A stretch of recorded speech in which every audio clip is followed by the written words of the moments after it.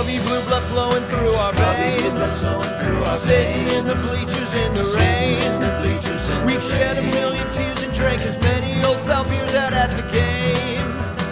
Let's go, Cubby, Son Ranto, Son Ranto, Son Ranto and the lovable losers. Son Ranto, Son Ranto, Son Ranto and the lovable losers. Son Ranto.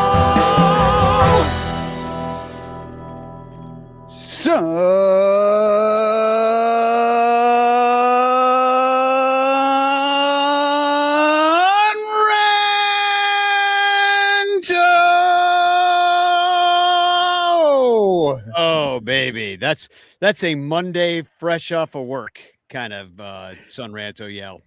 It is. And you know, like, I don't know, for anybody who doesn't normally tune in or doesn't normally listen, that was not like one of my better, longer ones. There's times where Danny will just fall asleep, just get tired of me making that call. Yeah, you phoned it in a little bit, but that's totally understandable after a 2-4 homestand against crappy teams. It's totally understandable when those 2 wins, they barely squeaked out the win. It took everything they had to get those wins. And it's also understandable when the entire starting pitching staff for the Chicago Cubs is on the injured list. And unfortunately, I have bad news to report. They are all dead. They are deceased. I'm attending the burial very soon. But I do have some good news. They're going to bury them in. They're going to bury them in Soldier Field with what's left of the Chicago Bears. Oh, God, they need to do something with that land. No, they're going to keep it. It's a perfectly great place to throw things. There's going to be concerts and everything over there, like there always are. The Bears are probably the least amount of what happens at Soldier Field these days. You know, there are soccer games, there are concerts, there are festivals. Like, you know, we don't need the Bears. Fuck the Bears. It was funny because I did start to look into that, and I was like, man, this seems weird. That like what are they going to do at Soldier Field without the Bears? And then I found out the Bears are like 20% of their revenue. Yeah, or not even that. Like it doesn't even hit 20%. So bye. See ya. Have fun in Indiana, dorks. You know, like whatever. But welcome to the Son Ranto Show. My name is Danny Rocket, and this show is on the Bleacher Bunch Network, on the Fans First Podcast Network, and is brought to you by all of our Patreon supporters. Thank you so much for those of you that subscribe to us at patreon.com/Bleacher Bunch. You support all the shows on the Bleacher Bunch Network, including we got a very special Cubs pod. I don't know if you heard Saturday's Cubs pod. Well, it came on Sunday with Mike Waller and his son, Andrew. They were at the game, and it was Andrew's first time in the bleachers. Yep. Yeah, I listened to that, and it was really fun. It was nice. Eli showed up yesterday. He came home yesterday, and I asked him if he wanted to do the Cubs pod with me since Andrew did it with Mike, and Eli was like, fuck you, Dad. Yeah. How about I do it by myself, and how about you pay me this time? Right. No more freebies, Dad. How about you quit making me watch this piece of shit team every goddamn day? But I do have a picture of Andrew out there in the bleachers. This is his first time out there. So he was out there and left right by Bleacher Jeff. He got some baseballs, did not give them to my tie guy. So did not give them to my wow. Which seems poor like, Mod yeah. So the kid's got something to learn, and but he said he gave them to some little kids. He got balls and gave them to little kids, which my tie guy would never do. So he has that to learn as well. But now Andrew's voice has changed. So I was like, well, I guess that's like the delineation between when it's like give it to a kid. It's like you're too old. Give it to that 7-year-old. Now, I don't think that. I think you could keep whatever ball you want to keep if you want, even if there's like 50 little freaking dying orphans next to you. Like, you know, that's my baseball. Fuck you, orphans. That's the way I look at it. That's the way I look at it, too. You don't know shit about the person who just caught that ball. You don't know what they're doing at that ball. They may have children at home that they're going to take that ball home to. Who are also dying. Yeah. Yeah. Yeah, I mean, you don't know. normally dying children don't go to baseball games. The fact that those little cancer ALS ridden children are sitting on shitty bleachers with no bats, that their parents should be in jail. Yeah, and now I'm responsible for giving these like basically abused children a ball. No, I don't think so. Anyway, if they had better parents, their parents would just do that for them. Well, nature will do it eventually. Well, here's the thing. We have sponsors of this show. Well, not anymore after what we just were talking about. But we should say who they are. First of all, I want to thank our super duper super ranters, and that's Blake Beard and Bernie Barron, who just frankly give us more money than the rest of you guys. And also our sponsors In the Clutch shirts, which you can use code Bleacher Bunch to get money off your purchase. They've got a lot of great stuff. Also, Obvious shirts. I'm wearing an Obvious shirt right now. This one's discontinued, but so is the DH. I have an F the DH Obvious shirt. This was on their super sale, like get this stuff out of Joe's warehouse sale. People probably don't even understand what that shirt means anymore. Oh, yeah. It's been long enough. They're just like, what is the F to DH? What does that mean? Yeah, there was a time when they let pitchers hit. Boy, that was weird. Well, I can still say F the DH just in the way that the Chicago Cubs use the position. There was like 5 guys in it yesterday or 2 days ago. Yeah, like they use it like it's still a pitcher. Yeah, exactly. It's like a clown car of epic proportions. Well, and then I also want to thank Obvious Shirts because they do sponsor the show, and in that you can get money off with the code Ranter. If you shop at Obvious Shirts, which if you're a Cubs fan, you just do. Yeah. That's just how it works. Also, Penguin Imprints, which talk about a great sponsor.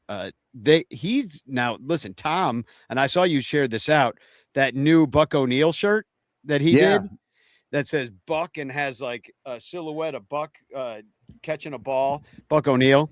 Yep. It's great. And it's got, I forget what the BUCK, but he had something for each one. It was bravery, understanding, character, and kindness. Yeah, that sounds right. So very cool shirt. And he's always just like dropping new things, Tom, over at Penguin Imprints. And you use Bleacher Bunch over there to get 20% off, which is a lot of percent. And look at my hat. Fanarchy is what it says. And today I got an idea, instead of like me doing the game recaps, I'm just going to let AI do it. And I've got Ace from Fanarchy actually knows how to do it.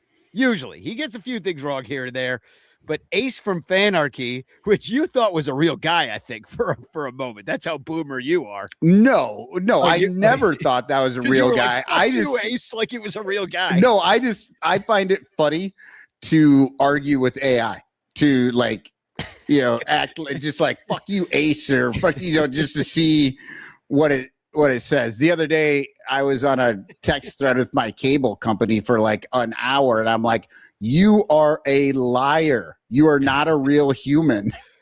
I'm sorry. You feel that way, Mr. Cotton. Human.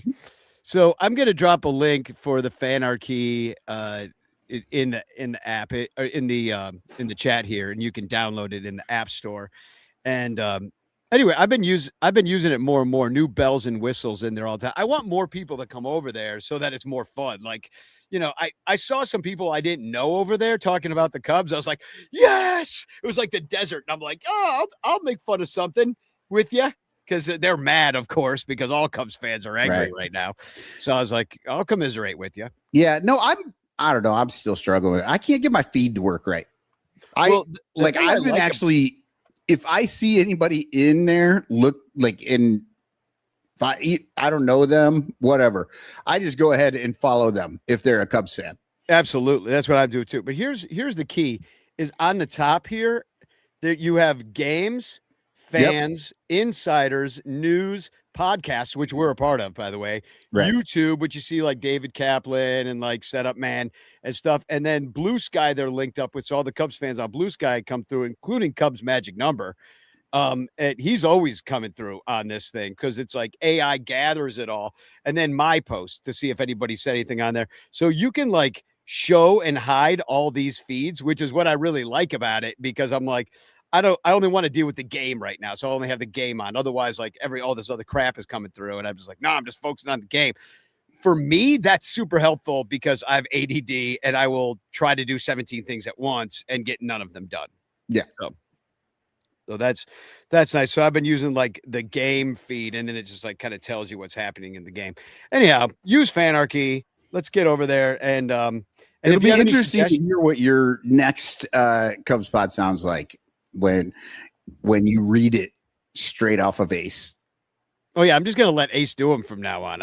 I'm done doing anything from here on in. It's just AI is. Oh, you're just like the Cubs offense. Exactly.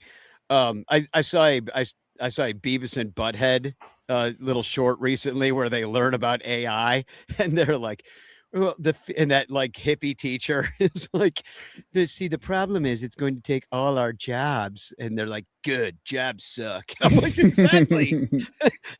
You don't see Gen X crying about AI. We're like the only ones that don't. We're like, you know what? We've been screwed over by every technology that came down the pike. What's next? Come on, AI. Oh, right. I'll make funny memes. We know. We know they're going to come out. They've been doing this for forever. Like, everything's going to take our job. Everything's going to make it horrible. And you know what? We're all still fucking working. We all still have to get up and do something every day. Harder. We have to work harder. Yeah.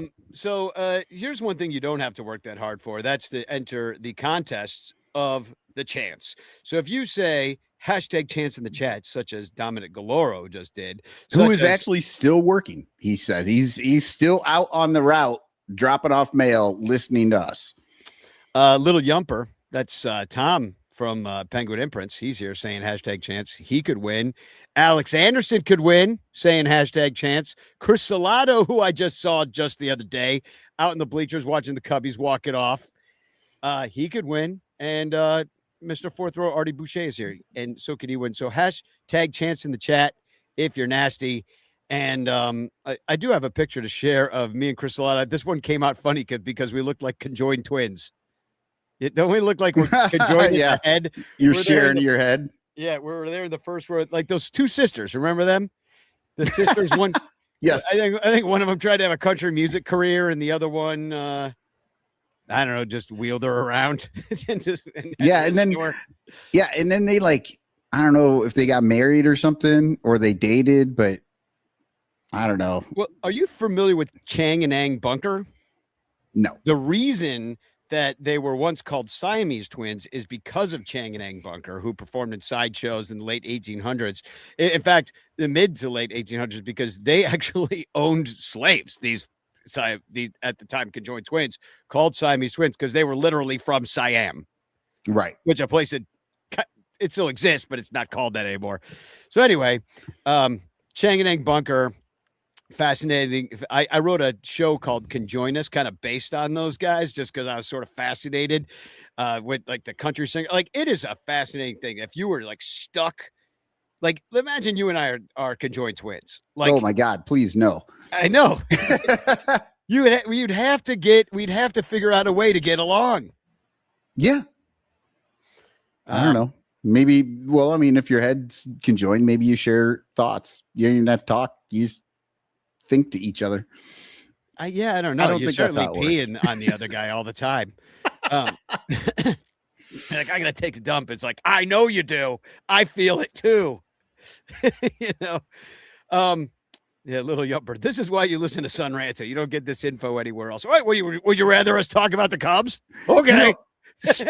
Hold on. You know what? I can bring this back to the Cubs. Conjoined twins, back to the Cubs. Danny wrote a song about 3 conjoined triplets. Darthany Brystro, who loved the Cubs and dreamed of a player named Darthany Brystro, who is a conjoined. I think. Yeah, Starthany. Yeah, I don't know. It's too hard for me to think, but yeah, Danny wrote a whole damn song about triplet Cub players, and it was like a giant, like 12 feet tall, and I was 10 trying to feet upload wide. it, but it's too big to upload. I made the file too large. I'll get it for the next time. Maybe I'll get it at the break. But I just wanted to shout out all the great people I saw. I saw Mike Waller. I didn't get a picture with him. We hung out with him. We hung out with Tom Cooper, was around this weekend, Nice. and hung out with Joey, who had to take a little visit to Wrigley'sville Dogs and pay his respect on the battlefields at the battle. I saw that video. That is so funny. Yeah. Did you see the video where he put the Civil War music behind him? Yes. Yeah, is that what you're talking about? Yep. He put that on the Discord. Yeah. And if you're a Patreon person, you know exactly what I'm talking about because it was on the Discord and it's amazing. Ashokan farewell. And also, like, check out this crew out here the other day. This is with Chris Salato in it as well. But there's Larry Hawley, Luis Medina, Sarah Sanchez, and me out there on Ballhawk Corner. We were all smiles because the Cubbies had won that one. And there weren't. And Larry only came down because he heard cheering. He lives by the ballpark. He's like, they sound happy. I think I'm going to go say hi to my friends. That's, you know what? That's what you do. If you live near Wrigley, you're just like, are they booing? I'm not going out. Are they cheering? Let's go have a beer. Let's go have a beer. And I also shout out to Chad Smeets. It was his birthday. There he is in his birthday shirt. That was on Tuesday. Cubs lost. And he was like, well, at least it's my birthday. He's 59.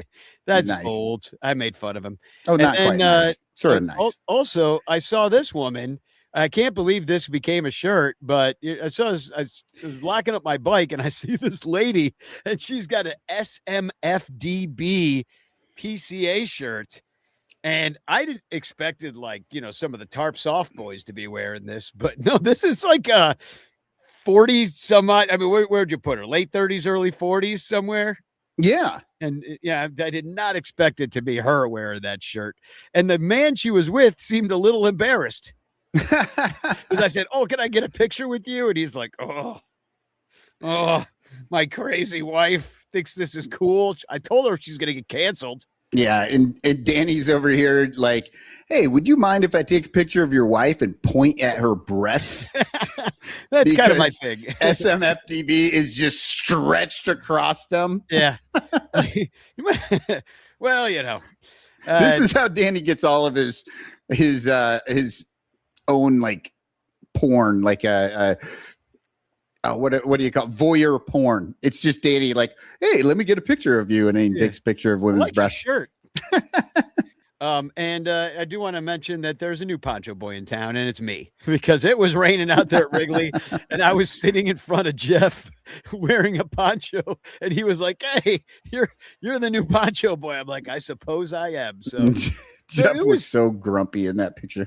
Oh my God, he really. I mean, he it was a rough week for him last week. I think he's just coming down off that. He had to fight a battle. He had to take down a pedo and a White Sox fan and a Cubs fan, tarp off. Cup snake boy all at the same time. It was a tough week, so he's just kind of relaxing, but it was a fun week. And Miguel Esparza sang the 7th inning stretch on Puerto Rican night, and I got to hang out with his parents and his brother and some of his friends, and there he is on the big board singing. That's cool. He's so good. He really should be doing it every day, just like Harry Carey did. Yeah.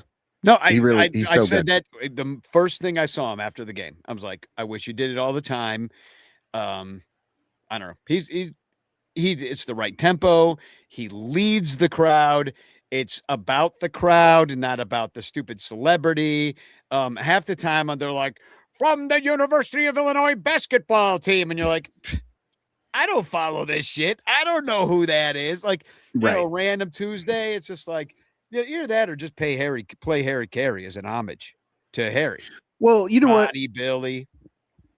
I was all in on, play the Harry Carey, on the video board, but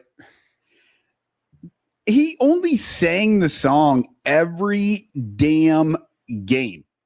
And they have one video, and they just, oh, you sound great tonight or something. It's like from the first from the first night game or something. You never sounded better in your lives. Yeah, and they just play the same one over and over and over.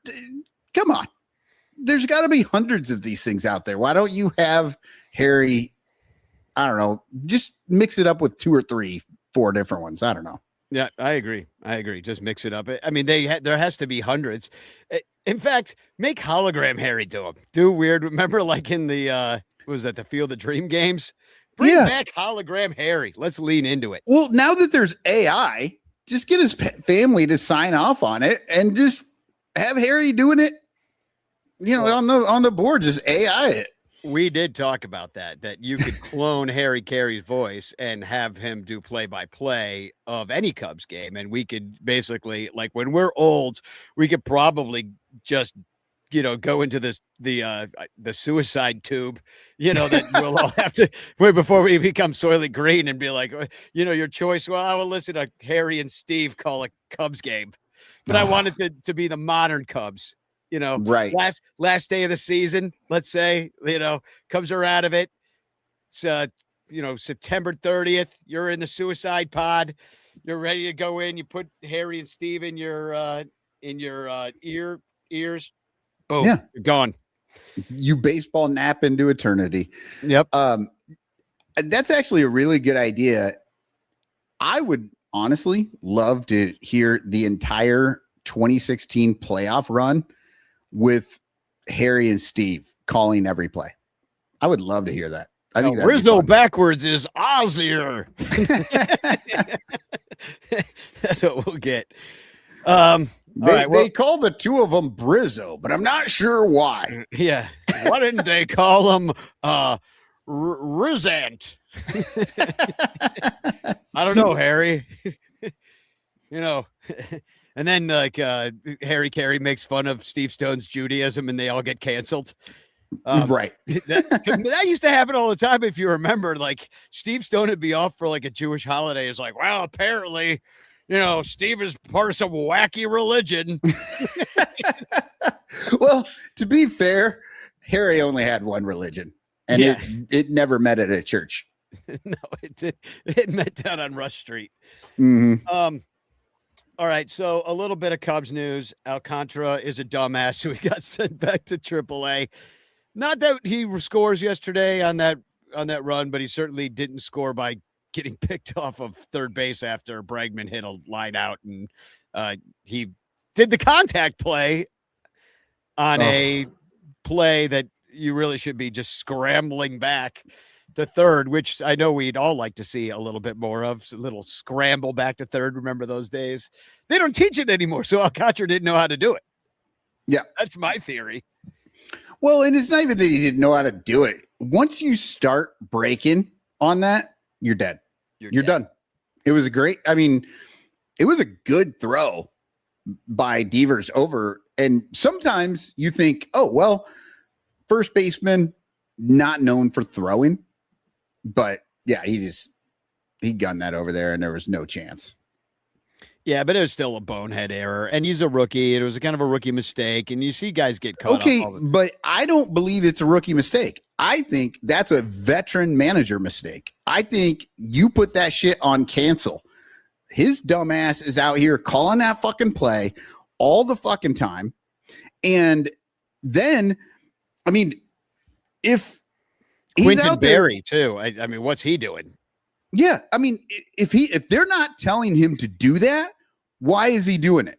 Because I do not think just a fucking normal baseball player isn't breaking on that. I mean, he's had very few chances, Alcantara. He certainly hasn't had a lot of chances with the bat, but he has had some chances on the base paths, and they hasn't gone that well. I mean, he did score the other night. Didn't he score the winning run or the tying run? I don't know. One where he did a John Baker. It was like, whoa.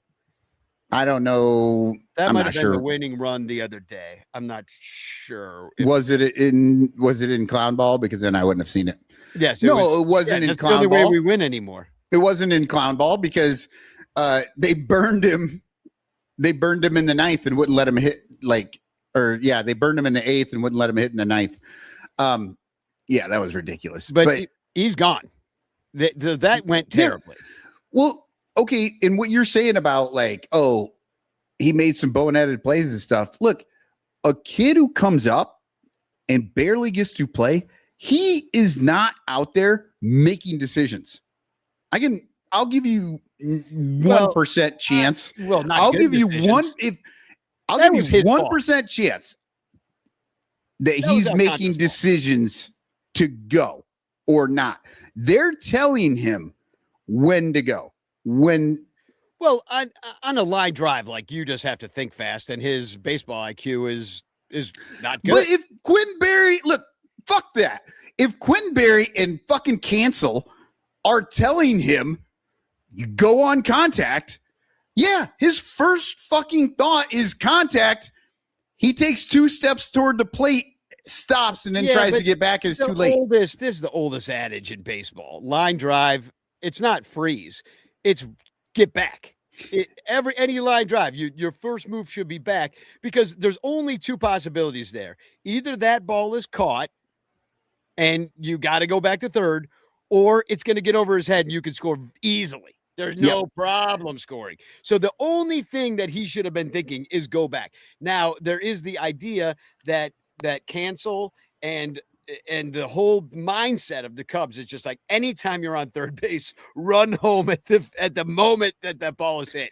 But that is obviously a dumb way to think. But I also don't think that's what he thinks. I just think he has a low baseball IQ. It wasn't the first boneheaded move he's made on the base paths. It's not. He's fast, and I think fast guys, they get away with shit, and so they think they can do all this stuff. PCA's like that.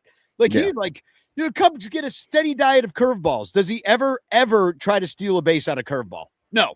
He's stealing on the fastball. First pitch, let's go. I'm fast. And he gets thrown out too much.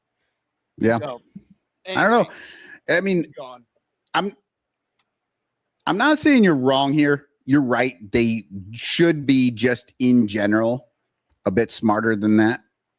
But it is way easier to make those dumb mistakes when your coaching staff has a completely different plan, and they're telling you, run on first pitch, run on contact, do all these things. So they're like, just maybe in their minds, they're thinking, well, he should also know that he shouldn't do it on they're that. Assuming he knows. Well, but not on a line drive. He knows line drives go back. Yeah, he knows that. But the thing is, a lot of these young guys, he probably does know. But the only thing in his head at that moment, because Quentin Berry and fucking Cancel are telling him, go home on contact, and he's, you would think he would have been coached into that, but apparently not. And then in the corresponding move, I don't know if it's the corresponding move necessarily. There might be more roster kind of like roster change up bingo going on, but it looks like the Mats are coming back. Mats are back. It hit the stack. Matt Shaw made a little graphic for Matt Shaw's return. Matt Shawshank Redemption. Here he comes. There's Matt Shaw. I got for the podcast listeners, I've got Matt Shaw in the same position as Andy Dufresne from after he climbed through a mile of shit. Yeah. And then he climbs out. Which is pretty much what Matt Shaw is going to have to do returning to the Chicago Cubs, because the Cubs were a much better team before he left, unfortunately. It's not like he had anything to do with it. He was only batting .242 and had an OPS of .691. I like how you're like, he was only batting .242. Yeah, that's a good fucking batting average for this stupid team. Well, the thing that's shocking about this team is that when you look at, some of the numbers are absolutely horrific. Like Dansby Swanson, like the good old fashioned numbers are bad. But when you look at other of the numbers, like overall numbers, you're like, hey, we're top 10 in offense. And you're like on a lot of categories. But for some reason, that does not translate into wins. And here's kind of why, because let me put up the Cubs with runners in scoring position graphic. I like how you're like, and they aren't translating into wins. Well, the most important number. Well, Michael, that's just one of the many stats that we need to care about. Wins are really secondary to hard hit rate and BABIP. Yeah. Don't you know anything about baseball?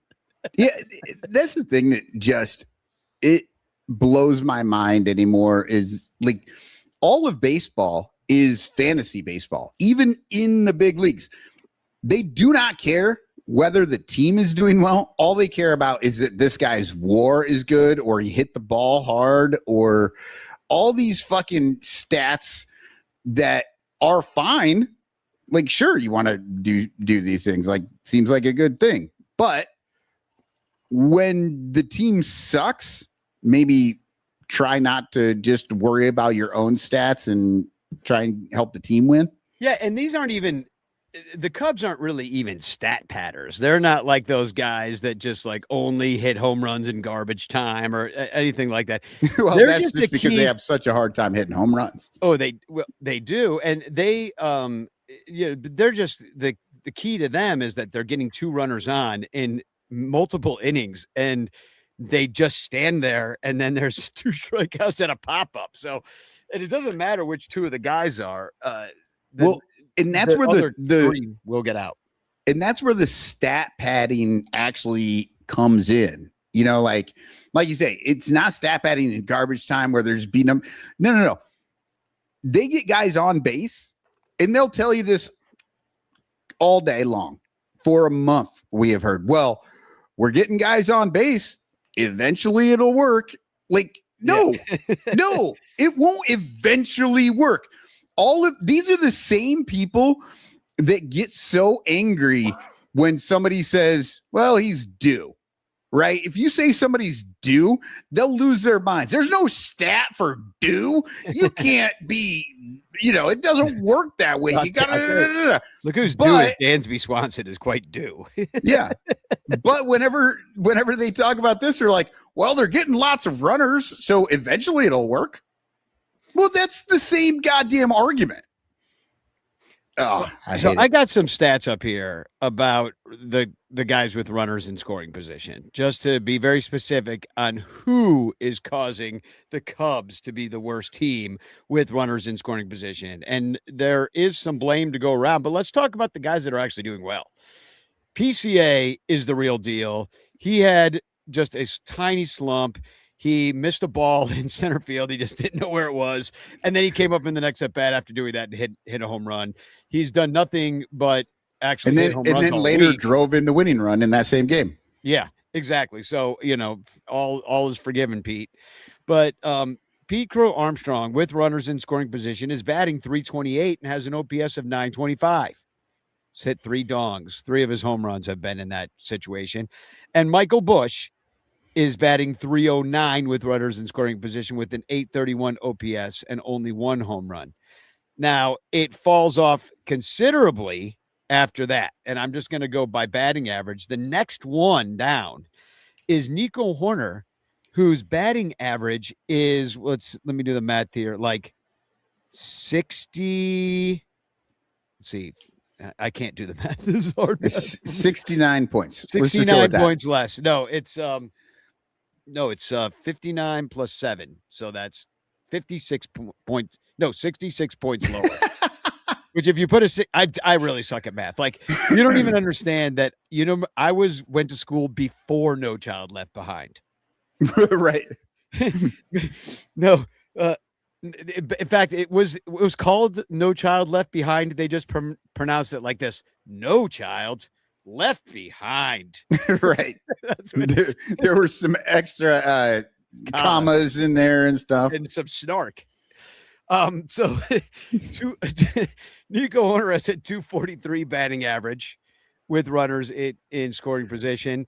Ian Happ has a .205, but 5 of his dongs are with runners in scoring position. So that's good. At least there's runners on when he's hitting. Right. He does. That's about half of his homers. He has been known to hit homers with runners on scoring position, but he's also just as likely or more likely to just strike out. You see that column there, 33 strikeouts with runners in scoring position. That is horrendous. Yeah. And so that's has been feast or famine with him, because that is an unproductive out. Because how many of those runs even score on a sac fly? Yeah. Or like a little infield hit where he gets out, but the run scores, like just don't strike out. Well, and it's not necessarily a bad thing, but he also has 15 walks, which leads the team in this category. 15 walks with runners in scoring position. I get it. If the ball isn't there, the ball isn't there. But sometimes you gotta make something happen. This is the old Chris Bryant thing. Whenever he would get up there with runners in scoring position, they just work around the edges, and if they walked him, they didn't care because he would let them walk him, and then he can't drive in any runs that way. And so 33 plus 15 is a lot of runs. That's 48 times that he probably didn't drive anybody in. No, it's 48 times. Yeah. Okay. And in 73 at bats. So that's far more than half the time that he's just not moving anybody around unless the bases are loaded, but it's batting 205. So he's certainly not doing the thing to bring him in. And that is kind of our knock on Hap, but I won't say he's the worst of it, even though that he's got that 205 batting average, because the OBP is 341. So, then now this is where it just gets bad. Bregman, 173, Dansby Swanson, 153, and Seiya Suzuki with a 136 batting average, 22 strikeouts in his 59 at bats with runners in scoring position, only one home run, only one double, and at 438 OPS. I mean, it's bad. I thought Dansby was going to be the worst. Alex Bregman's out there apologizing for it because he was the last one to fail in a big position where you could have won. And to be fair, Alex Bregman has a 437 OPS, so he's 1 point lower in OPS. Yeah, because he only has the one double. It's all 13 singles, and Seiya Suzuki just hasn't had as many at bats.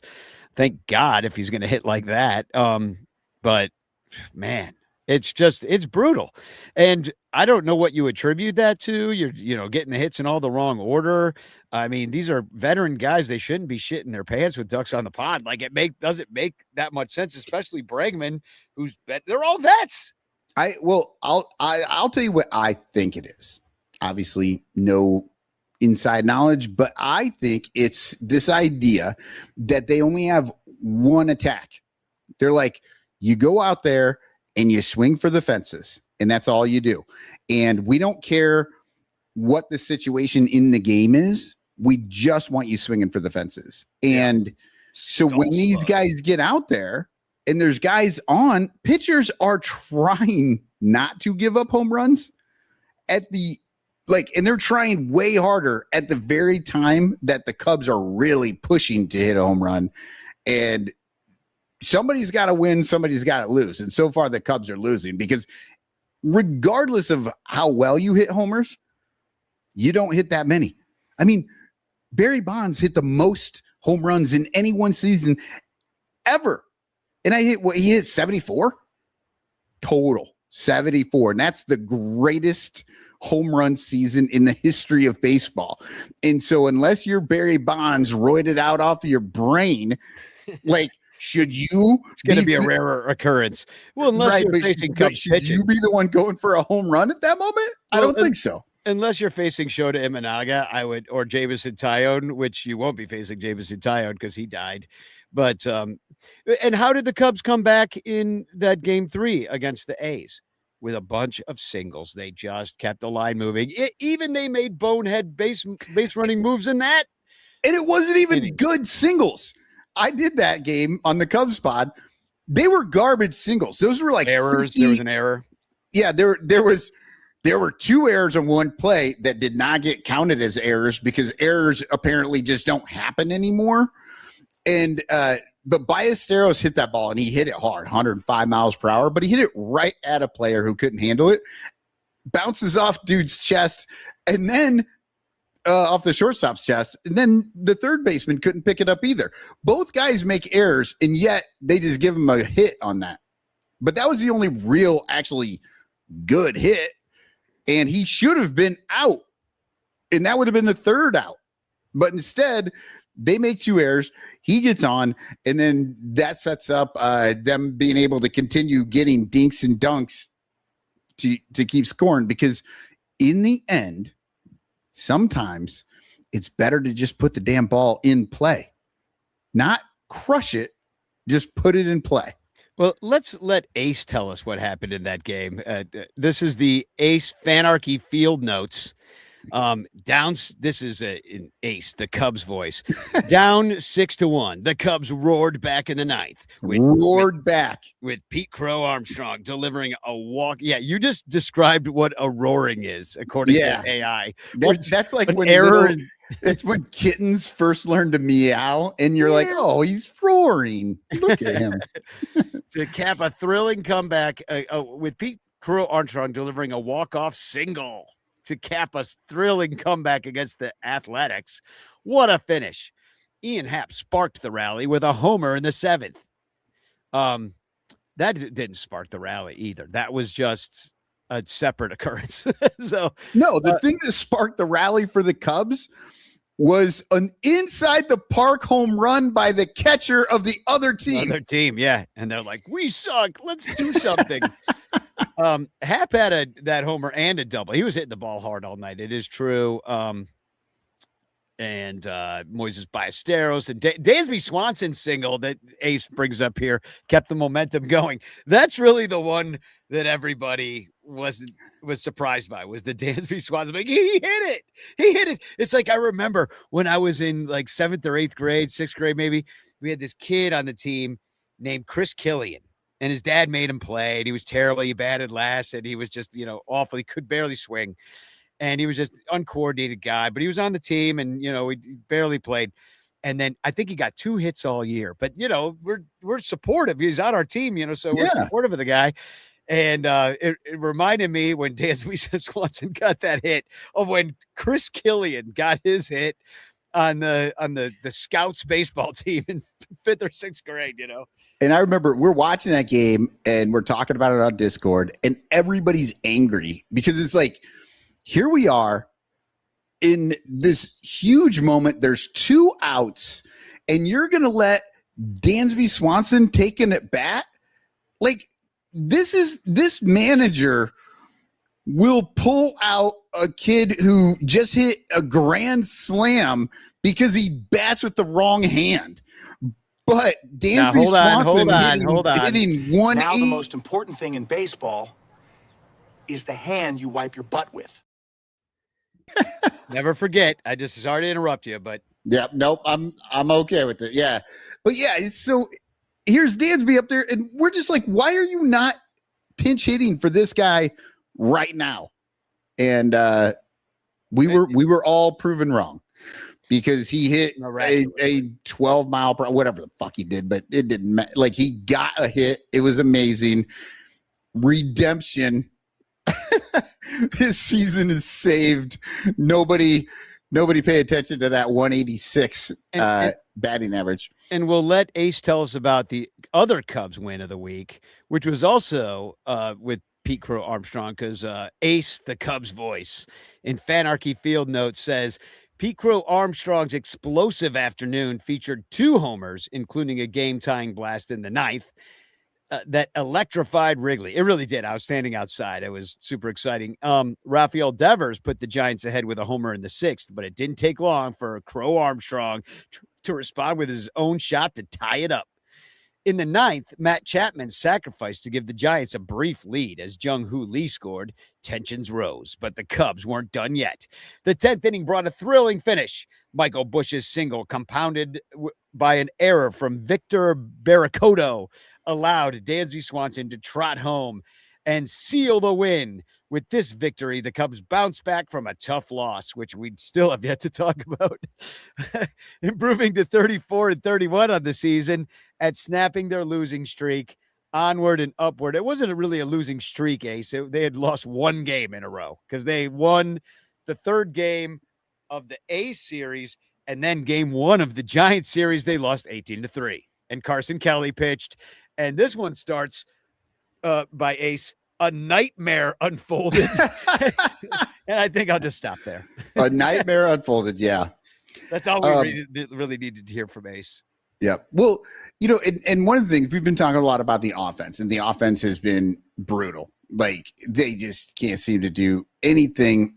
But we keep talking also about how the pitching really isn't the problem per se. The problem is that all of our pitchers are dying. That doesn't help. But they've been fairly good, except in one spot. And let me bring up Yumper here. Yeah, I saw here we go. The Cubs starters have given up 56 homers. Yeah, no, it's and that's 20 of them from Tyone. I know. And that's insane. Now he's hurt, and he took himself out of the game yesterday. And but Shota Imanaga is right behind him. He can't be that far behind. He gave up 4 home runs in his start this week. But here's the thing, that the time before it was in the 2-1 loss. That's when Tyone's last game on June 2nd, on last Tuesday. The Cubs barely lost that game, and Tyone was really good. He got into the 7th inning, and then it was this he gave up the 1 run in the first inning. So Tyone was like maybe pulling it together the last couple of starts, but yeah, Yumper jumped in and said 17 for Shota. So you're right. Not very much farther behind. That's really bad because that means, you've got, yes, they've given up 56 homers, but literally 37 of those have been from 2 guys. Well, but neither one of them were pitching the day the Cubs lost 18-3. So that was Edward Cabrera back from and it was it was Edward Cabrera, and then a bunch of home runs. It was batting practice out there. No, but one thing that I thought was funny, and I put up there, the least amount of homers is Five Finger Brown with 1. That wasn't during a start. You remember Five Finger Brown started his season. The very first batter that he faced this season hit a home run into a 40-mile-per-hour wind against the Nationals, and everybody killed him after that. Everybody was like, so bad, Ben Brown's never going to make it, all this stuff. He's our best pitcher now, and he hasn't given up another home run since. Well, maybe we should talk about the pitching after the break, because this will not be a 2-hour Son Ranto show tonight. I will have to go to a play reading this evening. So we're out of here at 6:30 Central, regardless. And I'm going to get it posted a little later than usual as well, because I got to run. But we're going to take a quick break. How about right now? And then we'll come back and talk about some of the Cubs pitching woes, including the fact that they're all dead. And do we have a silhouette, though, right? We do. I didn't do a lot for this show, but I got this thing done. It is a pitcher. You can see on this Cubs card says pitcher right on it. And my clue for the listeners who can't actually see this, you can barely pronounce his name, and you sure can't spell it. Oh, I think I know what it is then. And he's a righty. Yeah, yes, and he is a righty. Yeah, that's true. So let's hit the break. We're going to switch it up. Here's Cubstradamus, our spokes deity for Fanarchy. Oh, hi. I didn't see you there because I was entrenched in the awesome new baseball fan app called Fanarchy. It's the best way to keep up on Cubs and baseball news and follow every game live. But what I like best is the game search feature. I can find any game in history by describing it and say I was there. Gabby Hartnett hits a big homer. And there it is. The lineups, the box score. Oh, I can reminisce about being there at the homer in the Gloman. People don't say Gloman about dusk like they used to. Let's try another. Babe Ruth calls his shot and hits a homer at Wrigley Field. And there it is, Charlie freaking Root. What a bum. Anywho, I love Fanarchy, so I wrote them a song. Get off Facebook, get off X. The Fanarchy app is the best. For all the Cubs baseball news I need, I always use Fanarchy.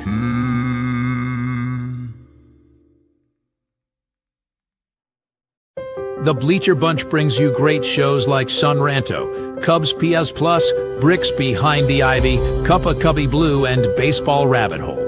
But you could be getting so much more when you subscribe to our Patreon page for as little as $1 a month at patreon.com/bleacherbunch. Get access to our exclusive daily show Cubs Pod, where we recap every single game. Plus, be the first to hear Cubs music, get early access to events, and receive an invitation to join our Discord Cubs community, where fans just like you show up every day to rant and rave about our beloved boys in blue. Most importantly, 10% of your Patreon pledge will go directly to help the Lost Boys Youth Baseball program. So join us. There are perks at every level, like the Renter Calendar, absolutely free, and name recognition for you or your business. We are independent Cubs podcasters, and we need your support. Otherwise, we'll quit. Seriously, we'll all quit. Some of us might even die from your lack of support. In fact, the cutest little puppy you've ever seen will die if you don't support the Bleacher Bunch at patreon.com/bleacherbunch. We promise to spend all the Patreon money on tickets and beer and all the dog crap we have to buy just to keep our podcast rolling. So give us your money, and we'll waste it far better than you will. Patreon.com/bleacherbunch. Free trials are available, but don't do a free trial. Just join, okay? Okay. Patreon.com/bleacherbunch. In the clutch, in the clutch. Buy t-shirts from In the Clutch. Take it from the Bleacher Bunch. You'll love the shirts from In the Clutch. In the Clutch shirts are comfortable, stylish, and guaranteed to get you laid. Plus, they're proud sponsors of the Bleacher Bunch. Use promo code BleacherBunch for 10% off your purchase. Nice to feel and soft to touch. That's why you will get laid so much. Wearing a shirt from In the Clutch. And you can thank the Bleacher Bunch. In the Clutch, in the Clutch. Buy t-shirts from In the Clutch. Remember the code Bleacher Bunch. Save 10% at In the Clutch.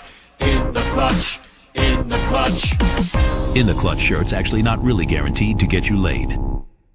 Hey there, as you can see, I'm a talking penguin. No one that like the Batman kind of penguin, or Rod Say, or that dumb fuck Happy Feet. No, I'm the spokes penguin for Penguin Imprints, who makes awesome imprinted items with original designs. And they do custom stuff too. Well, check this out. And this. How do you like this, Chicago? And I love this one. And this might sound a little weird coming from a penguin, but fuck ice indeed. Penguin Imprints also makes custom t-shirts and stickers for your event or organization. And because they're sponsors, listeners of the Bleacher Bunch Network can get 20% off any order at penguinimprints.com with the code BleacherBunch. Okay, that's enough about Penguin Imprints. Now I gotta go find that little bitch Happy Feet and put his smirking pink on the other side of his head. I hate that fucker. But man, do I love Penguin Imprints.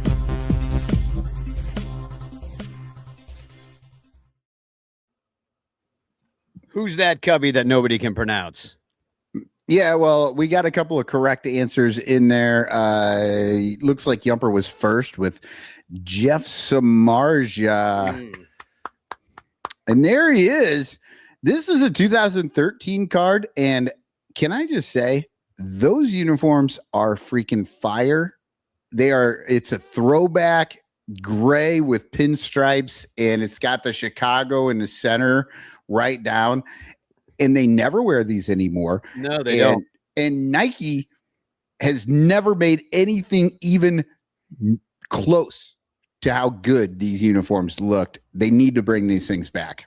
Well, do you know they gave away, I think it was on Friday, it was a jersey giveaway Friday in the bleachers, and I was out there, and I don't know, I think it's the 1910 jersey, and it is bad, dude. Well, first of all, it's 3/4 sleeves, which is just weird as it is. I know that they have those like baseball shirts that kind of have the sleeves are a different color, like you have blue sleeves and the rest of it's like a white pinstripe or something. So those are 3/4 sleeve shirts, but these are like 3/4 sleeve shirts with like 3 buttons that come down to the middle of your chest. So they basically made you look like, a Russian peasant from like 1886. No, and I know exactly what you're talking about. That old look from like the 1910s or teens, like, yeah. And the funny thing about it is the only people that I saw everybody walking around with it, the only people that looked good in it were fat guys because it like filled it out correctly. Skinny dudes looked like altar boys and so did like most women. It was just like it looked all blousy, and it's like a blouse jersey, and it only looked good on fat people. So there's good for you, fat people. You finally get one for you. Congratulations. I know, right?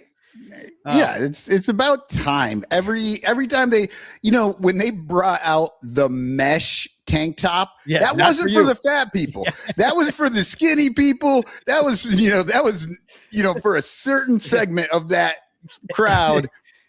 The heavy guys finally got one. In fact, so I would say the mesh started tarps off. Like they were like, I got an idea. What if we meshed the mesh? What if we didn't have to take off our tops, but we could still show our bodies off while wearing our shirts? Yeah. That was not for fat people. It's true. Well, it was. I mean, back in the day, and still happens to this day, there's fat guys without shirts on all over the fields. But it's just because he maybe lost his shirt. Right. Or so, he's so hot that he has to take the shirt off. I have to say I am somewhat jealous of those guys. No shame. Yeah. The dudes that are like heavy and they're just like, I don't give a fuck, and take their shirts off and they'll just chill. And honestly, when you look at them, you're like, yeah, you carry that well. Yeah. It looks all right. Yeah. I get it. It's all about confidence. Yeah. And then I take my shirt off and I'm chubby. I'm not nearly as fat as that dude. And I'm like, nope, never happening. This looks like shit.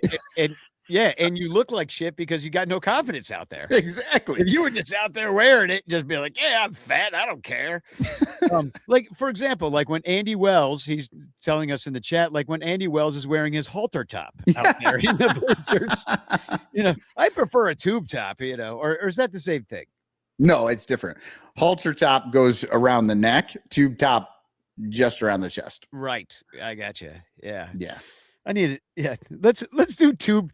That's what I'll do for John Baker Day this year. I was looking for an idea to raise money and for some new John Baker Day merch. John Baker Day tube tops. And I mean, what else are they doing on Tuesdays? Tube top Tuesdays. Tube top Tuesdays. Except for John Baker Day, this is going to be on Thursday this year.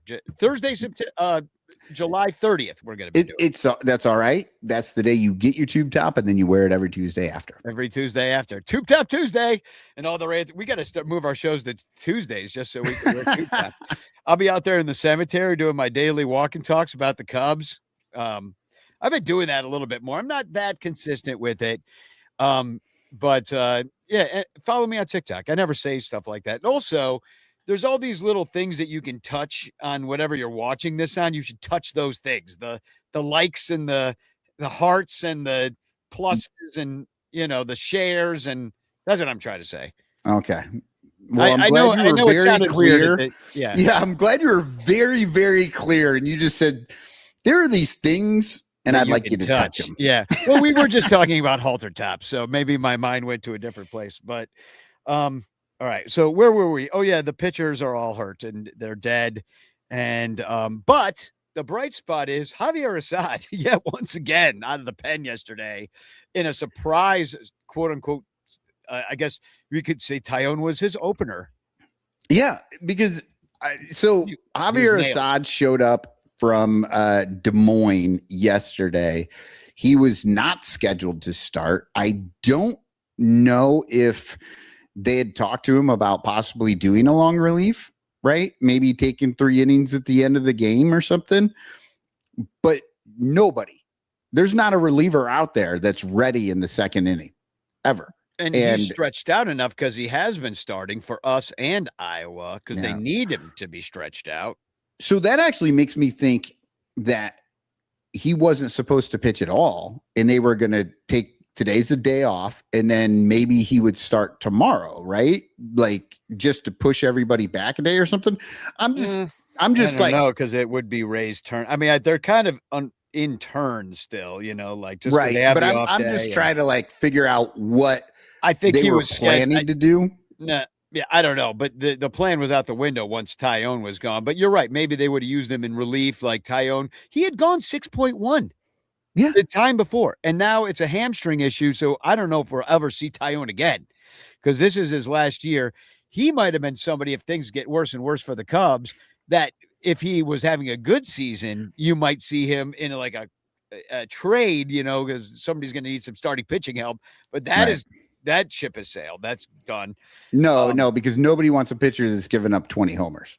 Yeah. And nobody wants 60 games, and they only pitch every 5 days. And nobody wants him in Naga either, because he's given up 17. So like he's just going to finish out his career with the Cubs. There's going to be no season next year, and he's going to go back to Japan, and that's going to be the last that we see of Shota Imanaga. And if you are a longtime listener, not even that long-time listener of Sun Ranto, you will know I said that shit last year. Like you did. We did it a long time ago. Suzuki batting 143 with runners in scoring position. He might be going back with him. Yeah. So, and they can't trade him anyway because he'd have to waive his no trade clause because he's got one, and so does Ian Happ. But I want to talk about that in a second. But just real quick about the pitchers, it does feel like that if Tyone's out for an extended period of time, like that does feel like then we just don't have enough people to like actually get through this season, right? I mean, we don't know what's happening with Justin Steele. Cade Horton's out for the year. Boyd is on his now second IL, although he's coming back now. So there is some like coming back, but none of us expect him to do. I mean, you can get excited for Matt Boyd coming back all you want, but I will remind everybody that when he left, he had a 6 ERA. Yeah, it wasn't great, but he didn't pitch that many times, and he had a couple of big blowouts. Edward Cabrera, 18-run game. Yeah, I was going to say Edward Cabrera. He was injured, and in his first game back, he might still be injured. Well, I do actually injured. I will say in that game, one thing that I saw is right before it really all went down, a ball came right back to him. And I don't know if it hit him or if I think it just hit him or whatever, but the ball died after that, right? Dansby Swanson said something to him. I don't know what was said. All I know is that Cabrera went over, picked up the ball, and by that time it was too late to throw to first. So he holds it. And then he turned and gave Dansby Swanson like a look. And you think Dansby said, let it go through next time? That's why you have a defense? Yeah, I think he said something like that. But I don't even think he had the opportunity. I think it just hit him. And right after that, it really went downhill. Like it went downhill. Like he got pissed at Dansby. Dansby, I don't know what the fuck he said, but you know what, Dansby? He said, let it go through. I'm a Gold Glove shortstop, you idiot. I don't know how you played in Miami, but that's not how Chicago works, Edward. That's probably what he said. But maybe if he's this fucking veteran leader, he knows maybe not the time to say something. When your guy, he told him time to blow the game. Yeah, but maybe that's not the time to say something to your guy right after something bad like that happened. I don't know. These guys can't be such wusses. Like, come on. Look, I'm with you. He has not been good. He throws 100 right down the middle, and then those. But guess who else hasn't been good? Dunsby. Oh yeah, that dude is done. He is sucked too. So you're standing out there, something it comes, it hits you, it fucks up, and then you have to hear from this shitbag who, even though Cabrera isn't allowed to hit, could probably hit as well as Dunsby. Like, yeah, I would be pissed too. You know, maybe somebody like fucking PCA or Bush says something, you're like, well, you guys kind of have something going on. Like, I get it, you know, but fuck you, Dansby. Keep your goddamn mouth shut. You totally created a straw man that you just got so mad at. Like, he might have just been like, hey, nice try, buddy. That might have been what he said. Trust me. He's a jinx. He's a jinx. Based on the way Cabrera reacted, I don't think that's what he said. I do want to bring up the fact that the Cubs did make a couple moves. They get a little bit of help. We don't know if we'll see these guys, but season saved. Eduardiel Nunez, he's coming back, and I think he's the one. Is he the one that's coming back that was at one time like a Cubs on the Cubs farm system? It might have been him. Anyway, he struck out 415 batters in 362.2 minor league innings, but he also walked 246. So one of those kind of guys. And he also allowed 306 hits in those 362 innings. So he's like 17 true outcome kind of guy. Yeah, I don't look. I'm not going to take the time to really do the math on that, but that sounds about a 1.75 whip. Yeah, Andy says another dud, possibly. At least it'll be exciting to watch, it sounds like. And then Little Yumper says bringing back Dylan Maples. And if you remember him, he was exactly that same guy. And then they got this other lefty named Antoine Kelly for cash considerations was in the trade. But this guy, I hope he doesn't make it up, only because he's a Chicago area native and he went to Maine East, and we'll just have to hear about that ad nauseum. And I don't have the patience for it anymore. I'm done with that narrative. He's got a 97-mile-per-hour fastball, which I'm always all about. Like, bring him up, except for what I just said about, Edward Cabrera's 99-mile-per-hour fastball. It's got to be a good 99. It's got to be a good 97. It's got to have movement. You got to play it off of something else. Like, Ben Brown found his thing to play it off of, and now he's good. Like, it's all it took was like a decent off-speed pitch or a secondary fastball, and boom. Yeah, well, and he put two of those together, so now he's got 4 pitches. He had 2 pitches, basically.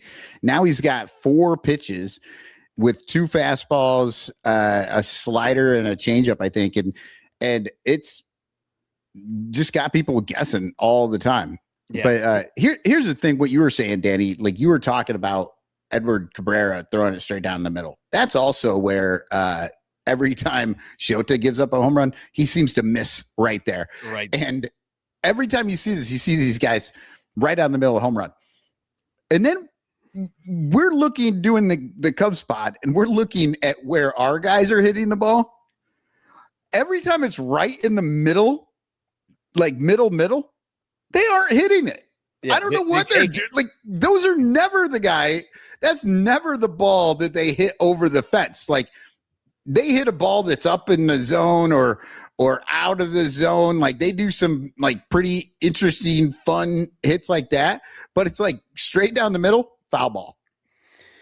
Well, and the big thing that we can't do, not to get back into the offense, is hit a breaking ball to save our lives. That's been Alex Bregman's big thing. When I looked it up, it's just like, his batting average drops way the hell down on breaking balls. So, and even though Alex Bregman is the poster child for not hitting breaking balls, they're doing it to the entire team. Yeah, Dansby Swanson might be the poster child. They can make one of those brothers. Isn't that what the PCA and Saya did?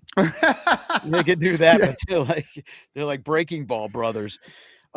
Breaking Bad, they could do Breaking Ball. Oh, I like that. Breaking Bad. And it's Dansby in a yellow suit, right? Like when he's making meth, and then Bregman's in his tighty whities. Yeah, and it just is Breaking Ball. See, this is why AI was created. Yeah. To make our dreams come true. Exactly. So we might see those guys. Did we leave any starters? I mean, we don't really have to talk about Colin Ray except for that he's starting tomorrow. So I guess we'll get to the rest of the. He bores me. Colin Ray bores me. He bores me, but that's a good thing, sort of, because he's not a world beater, but he doesn't necessarily. He keeps the team in the game. In-ish the game. He'll give up 4 runs to 5, and he keeps the team with an average offense in the game. Yeah, yeah, as we lose 4-1. Yeah, exactly. So it's time for a very special segment on this show that we're only doing this year. It's called 150 years ago. So just this week, the Transcontinental Railroad had been finished for a while. They had, the Golden Spike went in those two guys with top hats shook hands and said, "We've connected the country east to west." That had happened for a while, but it still was quite a treacherous train ride out there. So then this week they introduced a much faster train called the Transcontinental Express. And it went 40 miles an hour, which was just mind-blowing to people, that you could get from New York City all the way to San Francisco, which is currently basically I-80, which, right. It's the same kind of thing. You could get all the way from New York to San Francisco in only 83 hours. And that was just this mind-blowing speed. This special train was, they went on, it was they kind of did a promotional journey on this, and it was a Shakespeare production of Henry V that all took this train from New York City to San Francisco to go perform by the theatrical promoters Jarrett and Palmer. Now, I looked up, it took 83 hours to traverse the entire country back 150 years ago. Guess how many hours it takes Amtrak to do it now? Oh my God. No, I think I might know this. I think it's going to be around 200 hours. No, they've shaved off. They've shaved off some time. Oh, really? Oh, yeah. They've shaved off a whopping 6 hours. Okay. In 150 years. Look, I'm in 77 hours, baby. And that's if everything's on time. I'm going to tell you right now. It's not. I'm going to tell you right now that Amtrak, that stat that they just gave you, that's an X stat. Yeah, exactly. That is not reality. That's not reality. You have no idea what's going to, 150 years ago, they were like, oh yeah, we're going to travel by rail. We're going to travel all these places. And then somebody invented the car, and the railroad barons were like, you know what? If we just don't have people on here, we can put cattle and coal and oil or whatever the fuck we want on here, and we can make way more money. And then they just killed all of the travel by train ideas. I love traveling by train. Amtrak did a thing a couple years ago where it was a contest where if you were an artist or a writer, that you could apply to get a train pass and just go all over the country and write about your experience on the Great American Train, And I was like, that sounds awesome, but also horrible. I don't think I could eat more cheese and crackers from the stupid commissary car or some stale smashed peanut butter and jelly. The train stops, or everybody stinks. There's crime. You're getting robbed. Crime. What are you, a fucking Republican? You just No, I'm talking about there's crime in the train stops. I don't trust Relax. I have been on a train many times. I have never seen crime. No, the only crime is how long it takes you to get anywhere. That is an issue. I took a train from Champaign-Urbana down to Memphis, Tennessee. And that was a pretty fun train. That's a long train ride, but it's straight down 57 kind of thing, or 55. Yeah, 57, I think. But yeah, we had a wild time on that train. We were the crime. That's what I'm saying. It's usually we're the bad people on the train. So yeah. I thought I read it all wrong, because we're playing the Rockies in Colorado this week. Yeah. I thought it was switched, that the Rockies were here, and then next week we play the Colorado Rockies in Colorado, but it's opposite. We're in Colorado now, and these are all 7:40 starts, except for the day game at 2:20, I want to say. But the Rockies are bad. Nobody is surprised by that. They're 24-42. But it doesn't matter because also the Giants were bad and also the A's were bad, and the Cubs just went 2-4 against these two bad teams. Yeah. And the Rockies just got swept by Milwaukee. They are slightly worse on the road than they are at home, so I guess advantage Rockies. And then Chris Bryant we will not see because he is with all the Cubs pitchers in heaven. And then he's playing Peter at the pearly gates, just exactly welcoming everybody in. Yeah. They have an average OPS despite having the 7th fewest home runs in the majors, because it's a big ballpark, and they have the 2nd most doubles though in the majors. So it's just a doubles park, big outfields, and they don't walk. They strike out a lot. They do steal more than the Cubs, and but they get caught more too. So they're just dumber than us. And then the Cubs have scored 19 more runs than the Rockies, which doesn't seem like that many considering how bad the Rockies are. Yeah. And the fact that the Cubs went on a 20-game tear where they were actually scoring a lot of runs. Yeah. Until they just stopped. Yeah. And then, how come all of these offenses break on the Cubs? What is this like? We're going fine and then we break. What is breaking our offenses? Well, they were never put together properly in the first place. So they were never actually in good shape. Yeah, it's the Cubs are the that really crappy car repair place that everybody goes to because they have to. It's like the only places they can afford. They're like, well, the car will run for like another 2 weeks, and then we'll have to take it back. But this is the only place I can afford. Yeah, we'll get you back on the road, but you're going to want to have somebody take a look at that. That kind of guy. I've had that. They're like, well, you could probably go another 50 miles to get to the dealership. That guy. Yeah. So the Cubs are the donut wheel of baseball. The Cubs offense. So their pitching is the worst. They have a 560 earned run average, which is the worst in baseball. The worst. And they have their bullpen is terrible. Their bullpen is terrible. It's their 5.30 bullpen ERA is the worst. They have a 276 batting average against, which is really bad. And they give up lots of homers and they walk a lot of guys, which is a winning combo for the Cubs, hopefully. Their defense is also bad. They commit a ton of errors. They have the worst defensive efficiency ratio in Major League Baseball, and their catchers throw out only 18% of runners. That is also 4th worst in the majors. So they are just bad. It's going to be Ray with his 459 earned run average versus Tomoyuki Sugano, who's 5-4 with a 398. So he's one of their better pitchers, I guess, because the next guy up is going to be old friend Michael Lorenzen for them.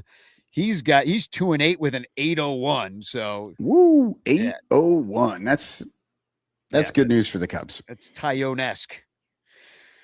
They're on a similar career trajectory, it seems. And then Imanaga's going out there in that game. So this one might end up 18-17 in clown ball. But Imanaga's 4-6 with a 474. And then Lorenzen, last time he went out there, I looked this up. He was really bad. He gave up 8 runs in 3.1 innings against the Angels. So that's almost Cabrera-esque, actually. And then Happ is batting 300 off him with 2 dogs. But you're going to have to listen to Cubs Pod for this. And actually, I don't know. Is Artie Boucher doing these? No. He always does our Cubs Pods. No, he will not. He's not. Okay. Michael Cotton, he's well, privy to some inside information. I mean, I just added it in here, and I think Danny, you didn't see earlier, but Artie posted in the Neurospicy that he's lost his father. So, so you know, our heart goes out to Artie, and you know, hey, these kind of things are horrible, and so my guess is Artie. That and then Artie says, "Oh, I can do them." Well, okay. Well, I mean, he does a great job because he goes. Didn't want to like tax you at this moment. Artie, you don't have to do them, you know, but if you want to do them, you're more than welcome. If you just want to do one of them, just let it. We'll talk offline. Yeah, we'll text after this. But yeah, so sorry, Artie. And you know who else lost his dad is John Vincent. Yeah. Artie says he needs a distraction. Yeah, that is true. It does help. So game 3, now it's weird to go back into this. So I know. Well, I had it set up at the end, you know, when we were talking about these things, and then I saw your face. I'm like, I just stepped in something. Yeah. So, and we got 7 more minutes, so we'll keep on rolling through it here because I really have a hard out at 6:30. Yeah, let's Cabrera, hopefully he won't be as bad as he was last time he pitched, is going up against Ryan Feltner. Feltner? I don't even know her. But he only gave up 1 run on 1 hit and only walked 1 against Milwaukee because they just got swept by Milwaukee, but he did quite well in the game. This Ryan Feltner character. And that's going to be us in I guess the games are in Colorado. Guess I'm just reading the schedule wrong. And oh God, do you smell that? What's happening next? I drink tequila when I'm in Jalisco. My favorite lubrication is Crisco. While we play the Rockies, I'll grease up my cocky for a good time in San Francisco.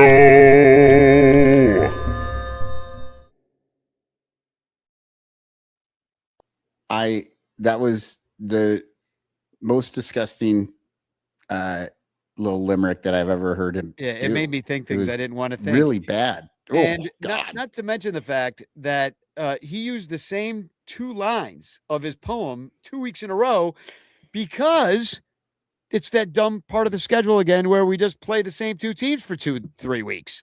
So we got San Francisco again, who we just played this weekend. So those are all going to be late games. Yeah. It's the Giants go to Colorado, go to San Francisco to play the Giants again, come back and play Colorado. Just stupid. So it's the same 2 weeks same 2 teams for 2 weeks. All right. So I did mention John Baker Day is going to be on July 30th. And some exciting news. Crawley's going to help me out with a Raz that night. We're going to try to raise some money to do my musical. Normally we do Lost Boys, but I've already talked to Levante about this. We're going to like tie him in and Lost Boys into the musical because Levante wants to expose the kids to all this theater. This is a theater that I'm doing is actually appropriate for kids, so they can come to this. But I'm going to be raising money for the musical along with John Baker, along with Will Baker, who's going to help me with the trombone parts. And I'm kind of selling the farm here. I've decided anything that I personally have been holding on to of value, I'm going to let go out of my life so I can do this musical. And so it's more important for me to like give up the things I have to do this and pay the artist and get my art out there than it is to have this other great art just hanging on my own wall. So, you know, I'm talking about the Matt Cameron original Javier Baez could go in this. Ooh. I'm talking about some Ernie Banks signed Norman Rockwell Steins that are sitting up here. I am talking about my final resting place, the Cubs earned. Worth $800. Now I'm going to have some reserve prices on some of this stuff because it's important to me. Well, I'm telling you right now, if I buy the urn, I want the ashes later too. Oh, mine? Yeah. We're going to fill you. Sure, that can be arranged, Michael. Yeah. And then when people come over, I'm going to be like, this fucker right here asked me to do a podcast once, and 15 years later, he was dead and on my mantle. On my mantle in a Cubs urn. So anyway, so look forward to that. But I do want to put that out there that if anybody has anything they would like to donate to help me raise money that you have hanging on your shelf that you wouldn't mind just like getting it out and you think it has some value, we'd love to use it in either a raffle or as part of the Raz that Crawley's helping me with. So just contact me, sonranto@gmail.com, SONRANTO, and that would be really helpful. So I was thinking, Michael, for example, maybe a certain Boog signed baseball you might want to move through. I don't know if that's more of a raffle item or a Raz, but it's on the fence. Yeah. If anybody else would even want that. Yeah. Well, we'll definitely talk more about it as we get through this. Right now, what do we got next? Well, I do want to say that I'm going to share the GoFundMe that I have for the game, themusical.com, because the easiest way to help me out is just by floating me $5-10. You know, if everybody could give me between $10 and $50,000, somewhere in between those numbers, I could do this show. So anywhere in between there is fine by me. Dominic says that's the way you and I will become conjoined twins. It'll be in the urn. There's room in the urn. I'll say that much. I will be at the White Sox game on Wednesday. My sister's singing the national anthem with her choir Artemis. So I'll be out there. So I don't know if you happen to be at the Sox game, I might wear my F the DH shirt, but I'll have to throw it in the laundry. I am singing the national anthem with my sister on June 27th in South Bend. And so come on out, tickets are cheap. Get yourself a ticket. Let me know if you're going. I'm not really throwing like a group event because I'm like, I might not even stay the whole game because my sister has to get back. So that's why I didn't want to group event it, but I'll be there for a while. I'm singing the national anthem. Come on out June 27th. July 18th. It's not Crawley's actual birthday, but it's when we're celebrating Crawley's birthday and there's the Bleacher Barbecue. So I think we're all just going to hang out at Almost Home that day on July 18th before the game. And then maybe hang out at Ball Hawk Corner, get tickets if you want, don't get tickets. Either way, it's going to be kind of a loosey-goosey sort of ranters in the neighborhood event, kind of like how this weekend was. So come on out. Save the date. Me and Billy DeVore and the ranters are putting together a Binsky's Bar, which is a Chicago bar in Cincinnati. We're all going to go to the game on September 19th in Cincinnati. Come on out. It's a good time in Cincy. And also, speaking of Billy DeVore, happy birthday to him because today is his birthday. Oh, happy birthday, Billy. Also, I want to wish happy birthday to Corey Furlong. And I did want to mention, I saw that Artie Boucher lost his dad. John Vincent lost his dad too. So if you guys are friends with either of those guys, please reach out. It's always a time when you need some love in your life. Yeah. Well, and I mean, I'm surprised. I had no idea this was Corey's birthday. And I think maybe you just told me something he didn't want me to know. he's probably going to be, out hanging out, having a birthday party. And he's like, God damn it. Now Cotton's going to want to come to this thing. So, all right, I've got one TFC. Oh, are we going to do TFCs? I got one. I just got one. Yeah. We can go ahead. Quick. All right. This is about PCA from Reddit. A little bit of a long one. I'm a Cubs fan that lives in Houston, Texas. I'm listening to local sports talk. The taking head on here just blasted PCA and said he was a Winnie baby. If he is saying this, then I'm guessing there's more people out there saying these exact words. Can anyone tell me what baseball player isn't a Winnie baby? Even the late Charlie Hustle was a Winnie baby. If PCA is a Winnie baby, spoiled brat, coddled little shit, then so is the rest of the league. As players mature, they humble a little. I think, except for someone like Barry Bonds or Roger Clemens, PCA has been making a lot of mistakes and getting a lot of lip for it, as he should be getting a mouthful regularly. I don't even know what that means. Yeah, Keep these young players in check. PCA needs to get his head right. Winnie baby who makes millions of dollars a year and makes mistakes. Just improve. Try to get better. I support all my cubbies who are Winnie babies. What say you? I don't know what to say to that. That was a lot of Winnies, a lot of like bad grammar, and I don't understand what he means when PCA needs to regularly get a mouthful. Well, that Winnie baby just won Player of the Week, so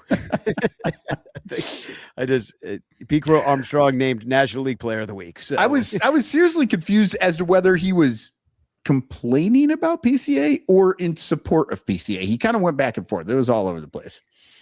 So I read an article on, and we should talk about some of what's going on with the shots fired between the owners and the players at some later date or soon. But Donald Trump weighed in today on some of the collective bargaining agreement that's going to be figured out soon.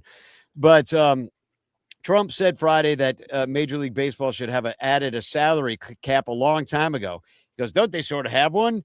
The president has picked a side in baseball's labor talks, the owners. And he says, if you don't have a salary cap, you don't have a sport. And I was reading all about it, what he said on Bleacher Nation.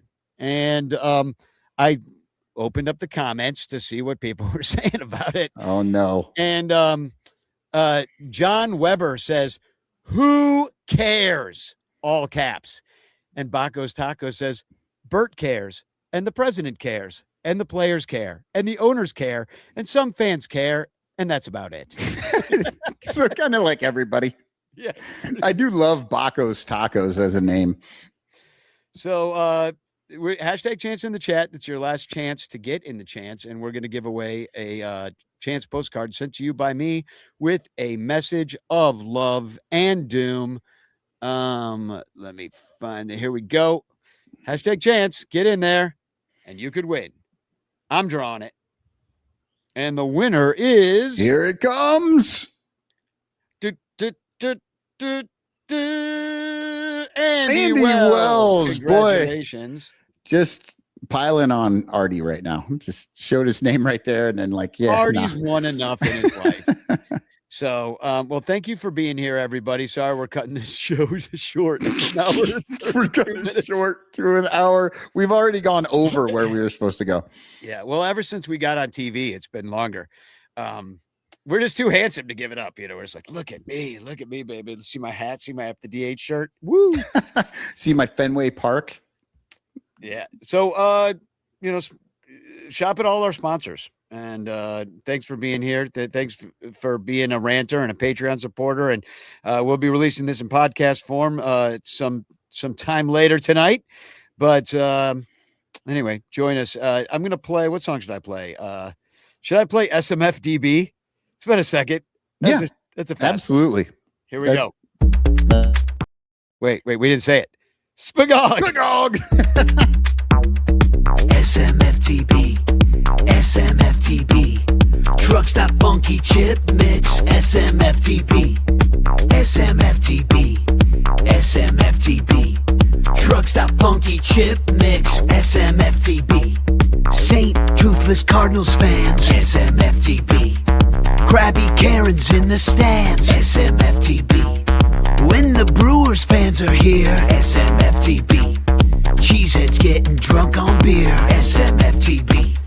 Pirates fans will walk the plank. SMFTB. In a stadium named for a bank. SMFTB. Rooters of the shitty Reds. SMFTB. Stuffing chili in their heads. SMFTB. Fans of the White Sox suck. SMFTB. Fuck everyone but the Cubs. SMFTB. SMFTB. SMFTB. Truck stop funky chip mix. SMFTB. SMFTB. SMFTB. Truck stop funky chip mix. SMFTB.